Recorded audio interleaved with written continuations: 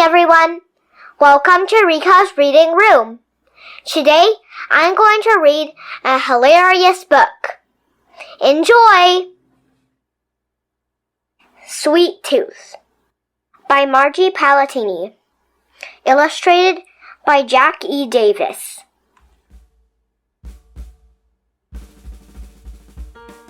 This is Stewart, your typical, average, everyday kid. Except for one thing.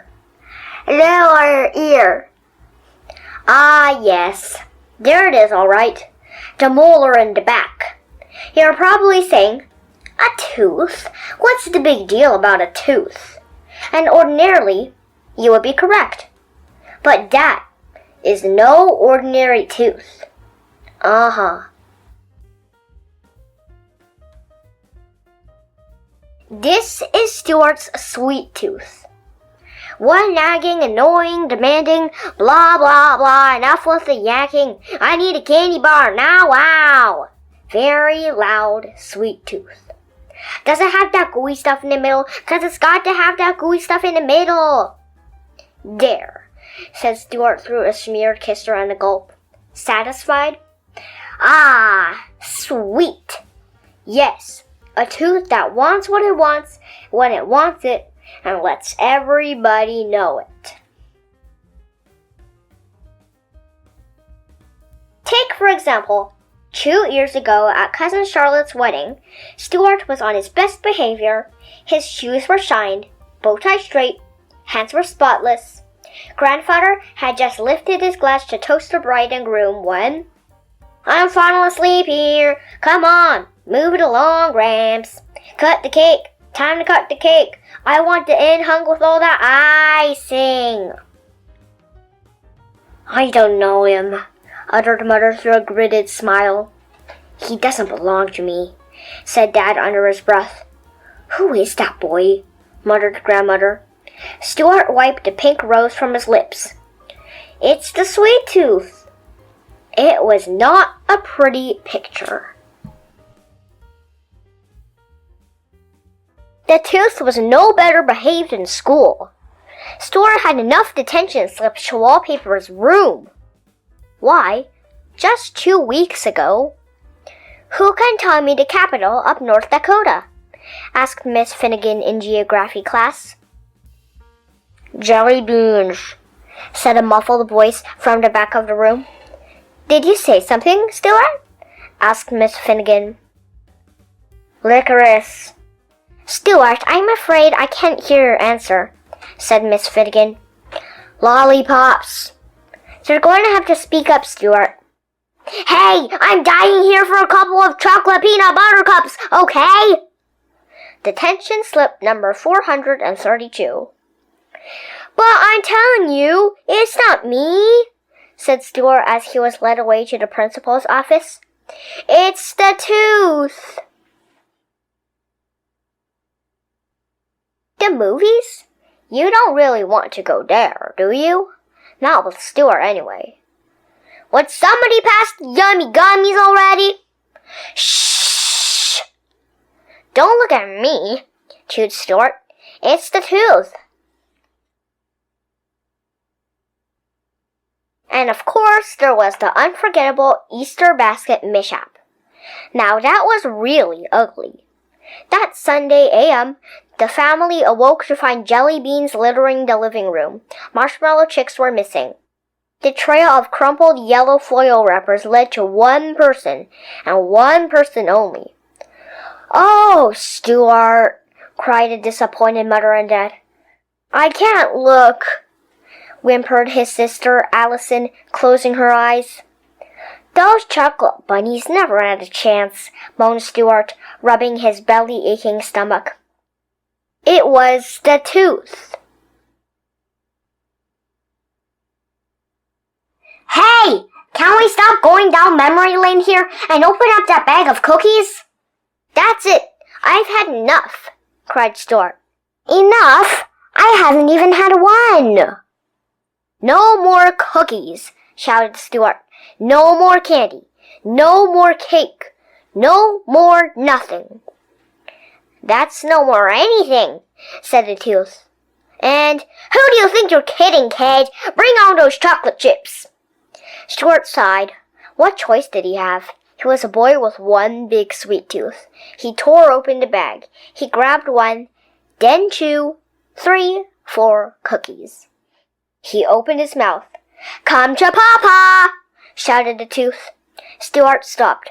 What are you waiting for, kid? Come on! Cookie, cookie, cookie, cookie! Stewart dropped the cookies, but not in his mouth. It's over, Tooth, said a suddenly determined Stewart. I'm cutting you off, starting right now. It's cold turkey. Cold turkey? Yatch! I hate cold turkey. Unless you add a little cranberry sauce. Didn't you hear me, Tooth? Cried Stewart. I said it's over. From now on, there's nothing for you but Stewart gulped. Healthy diet. Healthy? Kid, say you don't mean it, wailed the Tooth. But Stewart meant it, all right. He meant every word. Yes, it was trying. Yes, it was difficult. Okay, it was darn near impossible. But Stewart stayed strong. For the Tooth, it was a different story. Peas? You're giving me peas? Little dry green veggie marbles? Broccoli? You're feeding me a shrub? That's not going to do it. Dessert! Where's dessert? I'm begging you. When do we get you the good stuff? I can't hear you, said Stewart, putting down his fork and placing his hands over his ears. Strong. He stayed strong. Just one eensy-teensy chocolate-covered peanut before hitting the sack? How about it? A nosh, a nibble, a breath mint, something!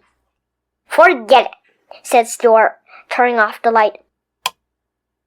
Strong. Strong. Come on, what do you say? 1 spoonful of sugar, urged the Tooth as Stewart ate his cereal. Stewart shook his head. The Tooth was losing its grip, and it knew it. A drop of chocolate milk, 1 measly little crumb on crumb. No way, said Stewart, very strong. Hey, wash that toothbrush, shouted the Tooth, and keep that tongue of yours on the other side of your mouth. Trying to wiggle me out of here, huh? Well, I'm not going, kid. I'm not going anywhere. Do you hear me? Do you hear me? Stewart brushed, flossed, gargled. Ah, moaned the Tooth weakly. He's not hearing me. I'll get you for this, kid. Stewart smiled. He was winning. Oh yes, he was winning. 3 days passed. The Tooth was quiet. Very quiet. Almost too quiet. But Stewart wasn't thinking Tooth. He was thinking baseball. It was the biggest game of the season. Bottom of the 9th. Stewart was at the plate. Runners were on second and third. 2 outs, 2 strikes. The crowd was on their feet. The game was on the line. Stewart's team was down by 1 run. The pitcher went into his windup. There was a hush from the stands. A big, fat fastball was heading for the plate. It was all up to Stewart. And then... Boy, could I go for a hunk of bubble gum right now? Swing, swish.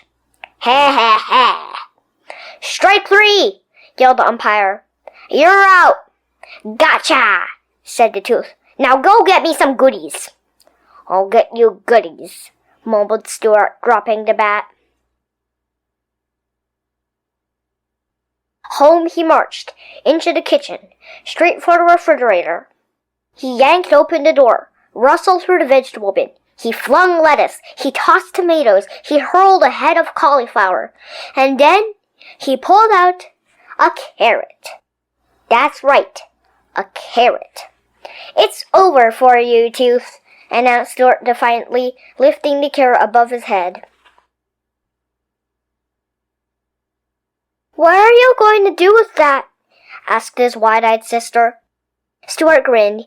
He opened his mouth wide, very wide. Kid, no! Not the carrot! Not the carrot! Yes, the carrot! Shouted Stewart. No, kid, no! Allison covered her eyes. Am I too young to be watching this? Closer, closer, closer, and then crunch. Ah, so long, sweet world. What a way to go. Done in by an orange veggie. Stewart rubbed his jaw. He stared at the carrot and the tooth. It was over. What's going to happen to it? Asked Allison as she followed her brother upstairs to the bedroom. Stewart placed the molar under his pillow, then looked at his sister. Who knows? He said with a big smile. That's the Tooth Fairy's problem now. Wah, wah, wah, cried the baby teeth. Woof, yapped the canine. Please be quiet, said the wisdom tooth. I'm trying to read. Pipe down, wise guy. What does a sweet tooth have to do to get an ice cream sundae around here? With hot fudge, and throw some sprinkles on it while you're at it. The Tooth Fairy sighed. Rotten teeth. The end. Thanks so much for listening to my reading. I hope you liked it. Please hit the subscribe button and have an awesome day.